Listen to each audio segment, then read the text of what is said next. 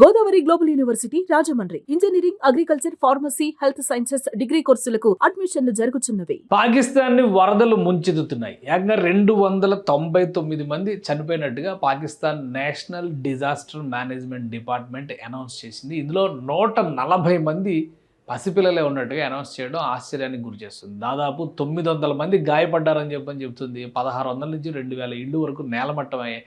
ముఖ్యంగా పాకిస్తాన్కి సంబంధించి ఉత్తర ప్రాంతంలో అంటే గిల్గిట్ బల్టిస్తాన్ హిమాలయ సానువులు ఉన్నటువంటి ప్రాంతాల్లో కురుస్తున్న భారీ వర్షాలు అటు గిల్గిట్ నుంచి దిగువన పంజాబ్ వరకు ఉన్నటువంటి లోతట్టు ప్రాంతాలను వణికిస్తున్నాయి. పెద్ద ఎత్తున బేభత్సాన్ని సృష్టిస్తున్నాయి. గిల్గిట్కి సంబంధించినటువంటి కొన్ని దృశ్యాలు ఆశ్చర్యానికి లోనయ్యే విధంగా ఉన్నాయి. అలానే ఇక్కడ జరిగినటువంటి ఉత్పాతాలు అంటే ఓళ్లపైకి నీళ్లు ఈ విధంగా విరుచుకుపడుతున్నాయి అనేటువంటిది చాలా స్పష్టంగా వస్తున్నటువంటి రిపోర్ట్. ఈ రిపోర్ట్స్కి సంబంధించి ఇప్పటికే నేషనల్ డిజాస్టర్ మేనేజ్మెంట్ సంస్థ ఒక ప్రకటన కూడా చేసింది.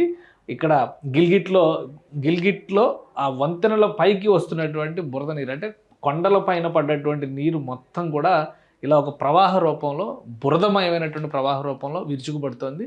సో దీనివల్ల ఊళ్ళు, గ్రామాలు, ఇళ్ళు పెద్ద ఎత్తున కొట్టుకుపోతున్నాయి. పసిపిల్లలే ఎక్కువగా దీనికి బాధితులుగా మారిపోతున్నారు. గత జూన్ నుంచి పెద్ద ఎత్తున వర్షాలు కురుస్తున్నాయి. ఆ వర్షాల బేభత్సం పాకిస్తాన్ని వణికిస్తుంది. మరోవైపు మనం చూస్తే కనుక జూలై మాసం ఆఖరి వారం రోజులు విపరీతమైనటువంటి వర్షాలు పడడం అనేది పాకిస్తాన్ని కోలుకోలేని దెబ్బతీస్తుంది. ముఖ్యంగా ఉత్తర ప్రాంతాలు అంటే పాకిస్తాన్ ఆక్రమిత కాశ్మీర్ దగ్గర నుంచి పంజాబ్ ప్రావిన్స్ వరకు ఉన్నటువంటి నదుల చెంత ఉన్న లోతట్టు ప్రాంతాలన్నీ కూడా నీట మునిగాయని చెప్పని national disaster management department announce చేసింది.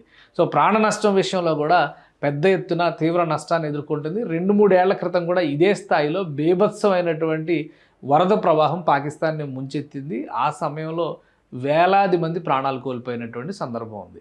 ఇప్పుడు మరోసారి దాదాపు అలాంటి పరిస్థితులే పునరావృతం అవుతున్నాయనేటువంటి అంచనాని పాకిస్తాన్ నేషనల్ డిజాస్టర్ మేనేజ్మెంట్ సంస్థ వ్యక్తం చేస్తుంది. ఈ నేపథ్యంలో లోతట్టు ప్రాంతాలు, ముఖ్యంగా హిమాలయాల దిగువన ఉన్నటువంటి గ్రామాల ప్రజలు అప్రమత్తంగా ఉండాలని హెచ్చరిస్తోంది. సుమన్ టీవీలో మీ పర్సనల్ అండ్ బిజినెస్ ప్రమోషన్స్ కోసం కింది నెంబర్కి కాంటాక్ట్ చేయండి.